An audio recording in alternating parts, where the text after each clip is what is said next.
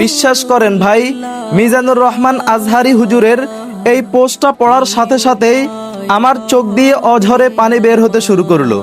হুজুর লিখেছেন, ভেবে দেখেছেন কি আজ ভূমিকম্পের তীব্রতা আরো একটু ভয়াবহ হলে খুব কম সংখ্যক মানুষের শেষ আমল হতো শুধুই ফজরের নামাজ।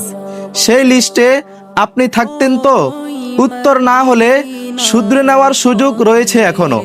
এই কম্পনের টের না পেলেও চূড়ান্ত কম্পনের টের কিন্তু আপনাকে ঠিকই পাইয়ে দিবে। তাই আসুন সময় থাকতে নিজেদেরকে শুধরে নেই। তোমরা কি নিশ্চিত হয়ে গেছো যে যিনি আসমানে রয়েছেন তিনি তোমাদেরকে সহ এই জমিনকে ধ্বংস করে দেবেন না?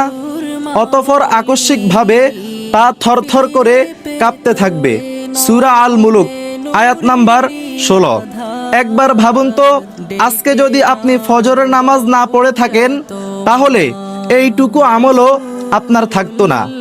তাই চলুন আজকে থেকে আমরা নিয়ত করি, আল্লাহ তাআলার হুকুম এবং নবীজির তরিকা অনুযায়ী আমরা আজকে থেকে চলবো এবং 5 ওয়াক্ত নামাজ জামাতের সহিত আদায় করব ইনশাআল্লাহ। ভিডিওটি আমিন লিখে শেয়ার করে দিবেন।